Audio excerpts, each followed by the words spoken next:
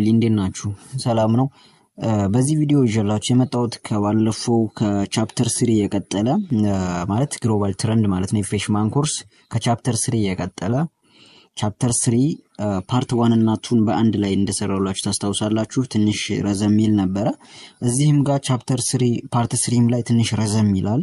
ሶ ምንድነው እዚህ ጋር ላደርግ ያሰብኩት በ3 ቪዲዮ ብሰራው አጠራ አድርጌ ማለት ነው። በ3 ቪዲዮ ነው ልሰራላችሁ ያሰብኩት። ሶ 3 ቪዲዮዎችን ለዚህ ሰራለው። ምንድነው survey of the most influential national political economy system in the world እንግዲህ most influential የሆኑ ናሽናል ኢኮኖሚ ላይ ወይም ደግሞ የዓለም ኢኮኖሚ ላይ ኢንፍሉዌንሻል የሆኑ ሀገራትን አንድ 3 ሀገራትን የምናይበት ፓርት ነው ማለት ነው። ፓርት 3 አሜሪካ፣ ጃፓን and ጀርመኒ። ከአሜሪካ እንጀምር። the American system of market oriented capitalism በነገራችን ላይ ካፒታሊዝም ነው ወይም ደግሞ ማርኬት ሊድ የሚያደርገው ኢኮኖሚ ነው ያላት አሜሪካ ማለት ነው። ሶ ማርኬት ኦሪየንትድ የሆነ ካፒታሊዝም ትከተላለች። the American system of political economy is founded on the premise that the primary purpose of economic activity is to beneficial consumers while maximizing wealth creation እንግዲህ ዌልዝ ክሬሽንን ማክሲማይዝ ለማድረግ የኮንሱመርን ቤኔፊት መጨመር ያስፈልጋል የሚል እምነት አለ። ላይክ ኖርማሊ የኛ የኢኮኖሚ ወይም ደግሞ ኖርማሊ የትም ሀገር ይሁን ማርኬቲንግ የሚለው ምንድነው አንድ ነጋዴ ወይም ደግሞ አንድ ሰርቪስ ፕሮቫይድ በማድረግ የተሰማራ ካምፓኒ አለ።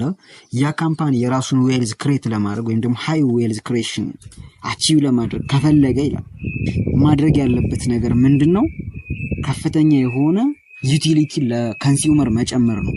ዩቲሊቲ ከተጨመረ ለምሳሌ ባላችሁበት አካባቢ ባላችሁበት ዩኒቨርሲቲ በር አካባቢ በጣም ቆንጆ ኳሊቲ ያለው ምግብ ቤት አለ ብለን እናስብ። ዜን ዋጋው ደግሞ በጣም ፌር የሆነ ያ ቤት ላይ ሁሉም ሰው ስለሚሄድ ብዙ ሽያጭ ይኖረዋል ማለት ነው። የአሜሪካ አይዲዮሎጂ የአሜሪካ ማስተሳሰብ ይሄ ነው። ዌልዝን ክሬት ለማድረግ ቢኮዝ የአሜሪካ ሜን አይዲያ ላይ ካፒታሊዝም ስለሆነ ትሬድ ወይንም ማርኬቱ ኦሪየንት ያደረገው ማርኬት የሚመራው ቢዝነስ አንተ ማለት አለብን። ዜን ከዛ በኋላ ዌልዝ ክሬት የሚደረገው በዛ ወይ ነው ብለው ያምናሉ ማለት ነው አሜሪካኖች። ሶ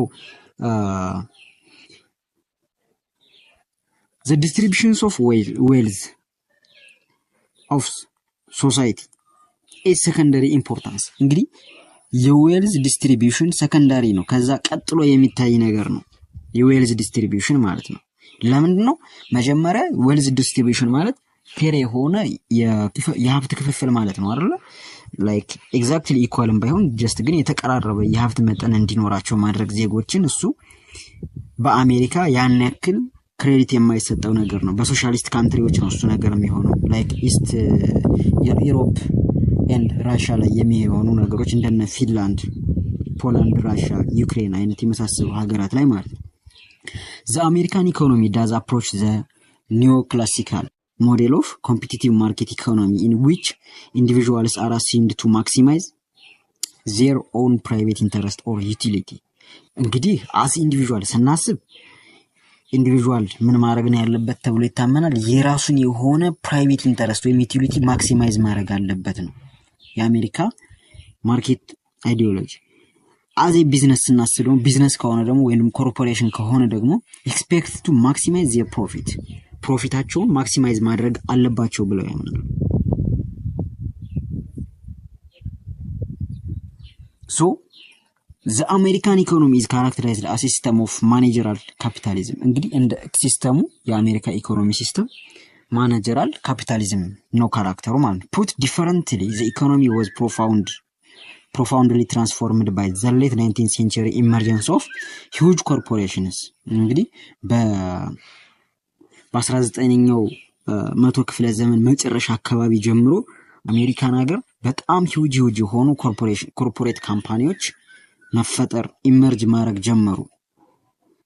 and the accompanying shift from a proprietary capitalism to one dominated by large or oligopolistic corporations ይህን ተከትሎ ትልልቅ ካምፓኒዎች መፈጠራቸውን ተከትሎ ኦሊጎፖሊስቲክ የሆኑ ወይም ደግሞ ኦሊጎፖሊስቲክ ማለት ትንሽ ዶሚናንት የሆኑ ካምፓኒዎች ይኖራሉ።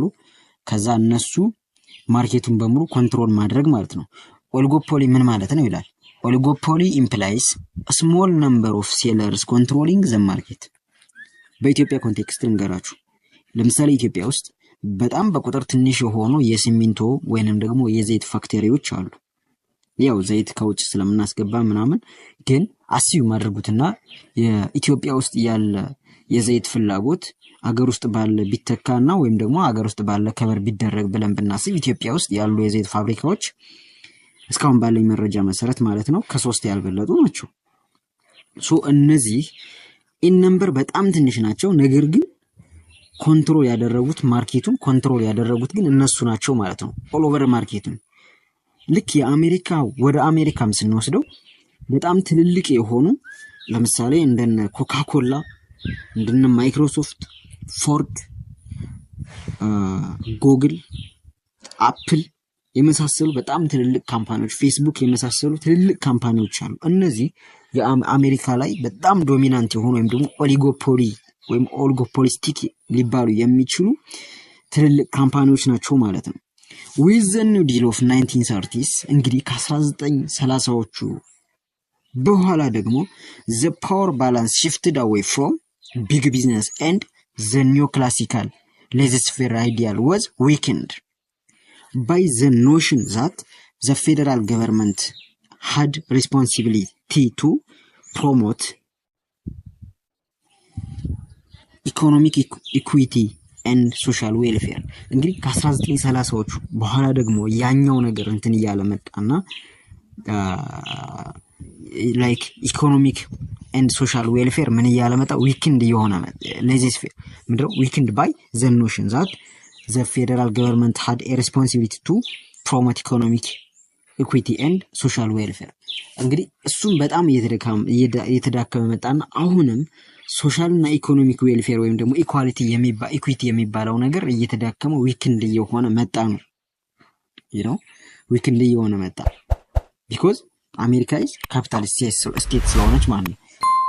the economic ideal of self-regulating economy was further undermined by passage of the Full Employment Act of the idea that the federal government has a responsibility to maintain full employment። እንግዲህ ኢኮኖሚክ አይዲያው ሰልፍ ሬጉሌቲንግ ኢኮኖሚ was further undermined by passage of the full employment። እንግዲህ ፉል ኢምፕሎይመንት በሚል ነገር አንደርማይንድ እየሆነ መጣ። አክት ኦፍ ዘ አይዲያ ምን ማለት ነው?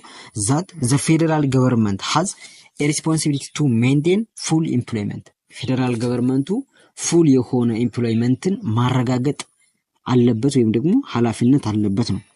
ኦልዞ ዘ ፌደራል ገቨርንመንት ሪቴንስ እንግዲህ ኢኮኖሚውና ገቨርንመንት ያለውን ሪሌሽንሺፕ ነው እዚህ ጋር እያወራን ያለው። ኦልዞ ዘ ፌደራል ገቨርንመንት ሪቴንስ ሪስፖንሲቢሊቲ ፎር ፉል ኢምፕሎይመንት ኤንድ ሶሻል ዌልፌር። ምንን ማስጠበቅ ወይም ደግሞ ማረጋገጥ ቻለ? ፉሊ ኢምፕሎይ ማድረግና ሶሻል ዌልፌር ማረጋገጥ ነው። ሲግኒፊካንት ሪትሪት ፍሮም ዚስ ኮሚትመንት ቢጋን ዊዝ ዘ 1980s elections of ሮናልድ ሪገን as president of